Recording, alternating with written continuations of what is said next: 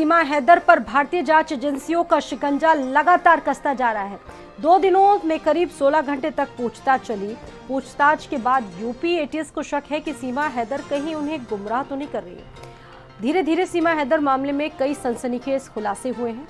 देखिए खास रिपोर्ट।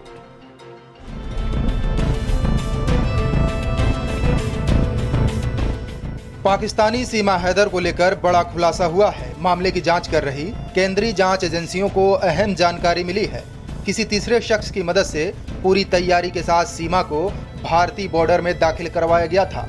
खुफिया एजेंसी सूत्रों के मुताबिक सीमा ने बाकायदा पूरी तैयारी के साथ अपना ड्रेसअप इस तरीके से किया था कि वह ग्रामीण भारतीय महिला लगे।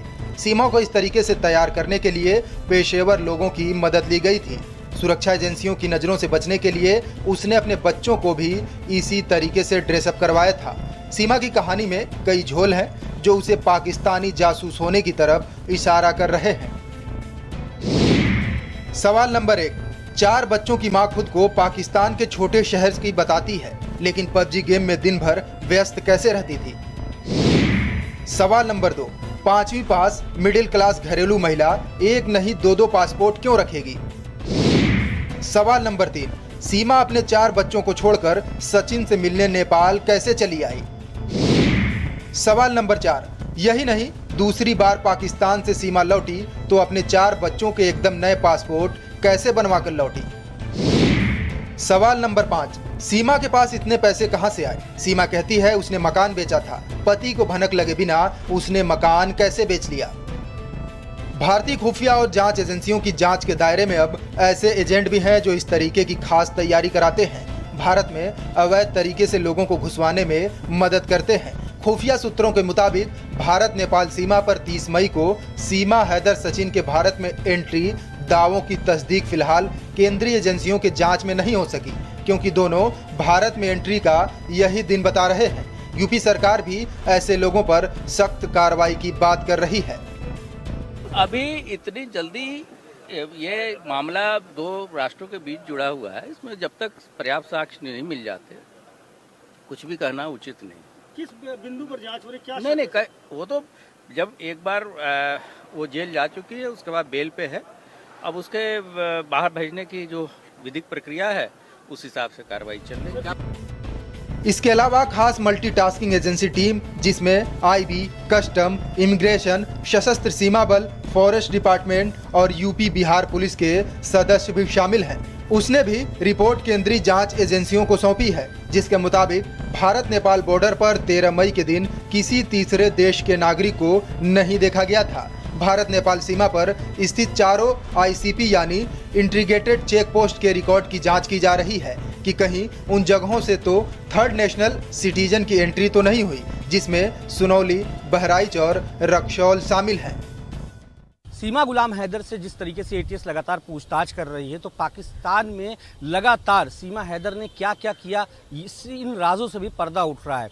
15 फरवरी 2014 में सीमा ने बाकायदा एक एफिडेविट बनवाया था, उसके बाद भागकर शादी करी थी गुलाम हैदर से। सीमा ने एफिडेविट में अपने माता पिता पर आरोप लगाया था कि माता पिता लालची हैं, एक आवारा लड़के से शादी करना चाहते हैं, लिहाजा वो अपने घर से भाग रही है। इस तरीके से कई ऐसी चीज़ें हैं जो सीमा हैदर की चौंकाने वाली हैं। शायद यही वजह है कि आज के वक्त में सीमा हैदर लगातार एटीएस उससे जब पूछताछ कर रही है तो वो बहुत कुछ बताने को तैयार नहीं है। और शक भी यही गहराता है कि एक ऐसी महिला जो पहले से पाकिस्तान में विवादों में रही हो, पहले से ही पाकिस्तान में उसके जो चाल चलन है वो ठीक ना हो, वो भारत में आकर ये दावा कर रही कि वो सचिन के प्यार में भारत आई है। फिलहाल ये एफिडेविट की कॉपी जो सीमा हैदर के पति है उसने जारी किया और भारत समाचार के पास वो कॉपी भी मौजूद है।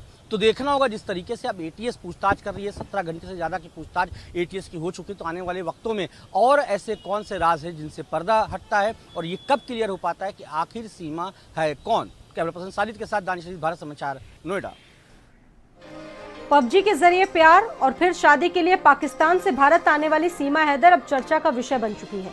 कुछ लोग सीमा हैदर के कदम की सराहना करते हैं तो कुछ उन पर सवाल भी उठाते हैं। कई अनसुलझे सवाल हैं जो सीमा हैदर को पाकिस्तानी एजेंट होने की तरफ इशारा करते हैं।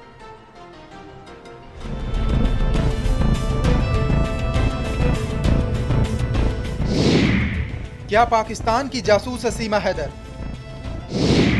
प्यार, जासूसी, सुरक्षा और घालमेल। पाक महिला की कहानी में है कई झोल। 4 बच्चों के साथ कैसे पार किया बॉर्डर? पाकिस्तान से भारत आई सीमा हैदर और सचिन मीणा की प्रेम कहानी की चर्चाएं सुर्खियों में है। इसके साथ ही देश की सुरक्षा एजेंसियां भी अलर्ट पर हैं। जहां एक तरफ सोशल मीडिया पर सीमा हैदर की प्रेम कहानी की चर्चा चल रही है, तो वहीं सीमा हैदर सुरक्षा जांच एजेंसियों की रडार पर है। कई तरह के सवाल हैं जिसकी तलाश में सुरक्षा जांच एजेंसियां लगी हुई हैं। कुछ लोग हैं बड़े जो कह रहे हैं कि हम इस पर विश्वास क्यों करें, तो मैं कहता हूँ विश्वास ना करो मुझ पे, विश्वास ना करो, बस जेल में तो रखो। जेल में तो मेरे हाथ बंधे हैं ना, कुछ नहीं कर सकती ना, औरत हूँ, बच्चों के साथ में कुछ नहीं कर सकती, पर मुझे वापस ना भेजें। कुछ लोग सीमा हैदर के कदम की दिल खोलकर सराहना कर रहे हैं, तो वहीं कुछ लोग उन पर सवाल भी उठा रहे हैं और महिला पर पाकिस्तानी जासूस होने की आशंका भी जता रहे हैं। सवाल उठना लाजमी भी है। दरअसल सीमा हैदर जिस तरीके से भारत आई, उसको लेकर कई तरह से सवाल उठ रहे हैं। पुलिस जांच में सीमा हैदर के पास कई पासपोर्ट और मोबाइल फोन मिले हैं। ऐसे में उनको लेकर कई तरह के संदेह पैदा हो रहे हैं। यही वजह है कि सीमा हैदर अभी भी जांच एजेंसियों के रडार पर है। सवाल ये भी उठ रहा है कि अगर उन्हें अपने प्यार के लिए भारत आना ही था, तो गैर कानूनी तरीका क्यों अपनाया? पबजी की आड़ में सीमा हैदर का खेल। सीमा हैदर के भाई को लेकर बड़ा खुलासा। सीमा हैदर इतनी अच्छी हिंदी कैसे बोल रही? पबजी की आड़ में खेल तो नहीं खेल रही सीमा।